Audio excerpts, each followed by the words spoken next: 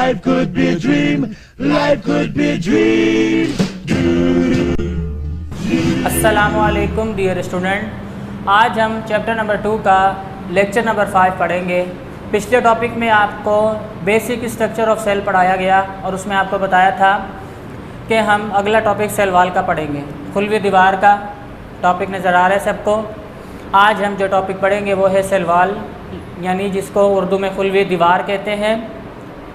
Cell wall के बारे में पहले थोड़ा सा इंट्रोडक्शन मैं आपको दे दूं कि जैसे कि किसी सेल के अहम हिस्सों में से सेल वॉल एक अहम हिस्सा है, यानी कि सेल के 4 बेसिक पार्ट आपको मैंने बताए थे और वो पार्ट थे cell wall, cell membrane, nucleus और साइटोप्लाज्म।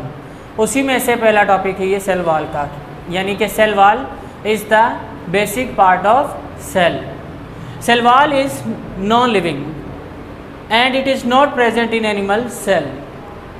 सेल वॉल बेजानदार होती है और ये मौजूद नहीं होती खुलियों में जानवरों के, यानी जानवरों के खुलियों में ये मौजूद नहीं होती। And it is present in plant cells, bacterial cells, fungus sales.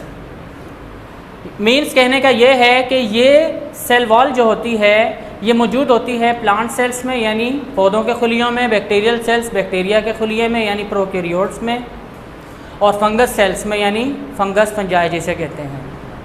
चलते हैं अब इनकी डिटेल की तरफ। आमतौर पर सेल वॉल जो होती है प्लांट सेल में, बैक्टीरियल सेल में और फंगस सेल में, ये अटैच होती है सेल मेम्ब्रेन से। सेल वॉल पूरे सेल को कवर कर देती है, यानी कि it is surrounded the protoplasm of the cell. Plant cell की अगर हम बात करें, पौधों के खुलियों में सेल वॉल बनी होती है सेलुलोस और पेक्टिन के मटेरियल से। प्लांट सेल में सेल वॉल बनी होती है सेलुलोस और पेक्टिन के मटेरियल से। प्लांट सेल वॉल का इलेक्ट्रॉनिक माइक्रोस्कोपिक स्ट्रक्चर यहाँ पे आपको बना हुआ नज़र आ रहा है।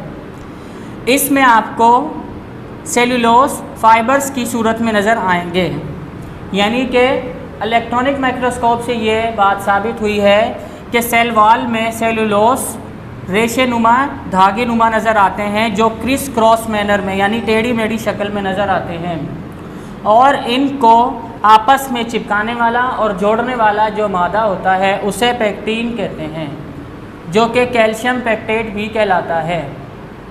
यानी कि अब सेलुलोस और पेक्टिन क्या है उसके बारे में आपको मैं शॉर्टली बता देता हूँ कि सेलुलोस पॉलीसेकेराइड्स होते हैं। पॉलीसेकेराइड्स एक लंबी चेन होती है कार्बोहाइड्रेट्स की, यानी सेलुलोस कार्बोहाइड्रेट्स होते हैं और सेलुलोस कार्बोहाइड्रेट्स किस फॉर्म में होते हैं? ग्लूकोज फॉर्म में। यानी सेलुलोस ग्लूकोज के पार्टिकल्स होते हैं जो क्रिस क्रॉस मैनर्स में फाइबर्स की सूरत में सेल वॉल्स में मौजूद होते हैं, जो सेल वॉल को सख्त, स्ट्रॉन्ग और रिजिड और थोड़ा थिक, मोटा बनाते हैं सेलुलोस। सेल वॉल प्लांट की समझ आई तो अगली जो हम डिटेल पढ़ेंगे वो है बैक्टीरियल सेल वॉल की। बैक्टीरियल सेल में सेल वॉल बनी होती है कार्बोहाइड्रेट से और प्रोटीन से। इसके अलावा फंगस सेल में सेल वॉल बनी होती है फंगस सेलुलोस से। फंगस सेलुलोस प्लांट्स के सेल वॉल के सेलुलोस से डिफरेंट होता है और इनमें फंगस सेलुलोस के साथ मौजूद होती है काइटिन, कैल्शियम कार्बोनेट जिसे आमतौर पर हम कहते हैं। तो ये थी प्लांट्स, बैक्टीरियल और फंगस सेल में सेल वॉल के पोजीशन के किस तरीके से ये बनती हैं सेल वॉल। अब आ जाते हैं हम कि सेल वॉल की और डिटेल क्या है।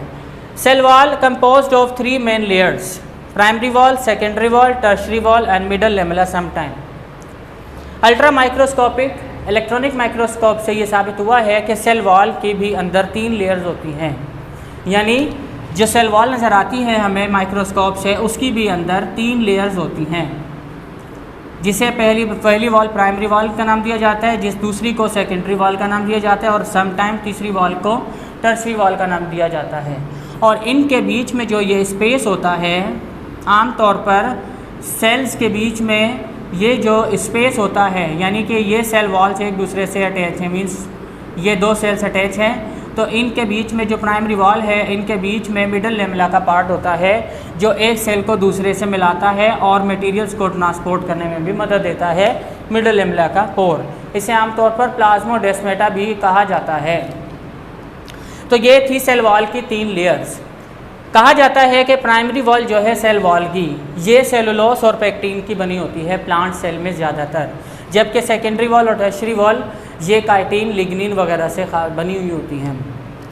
अब आ जाते हैं हम जो मेन पार्ट है कि सेल वॉल का फंक्शन क्या होता है, काम क्या होता है सेल में।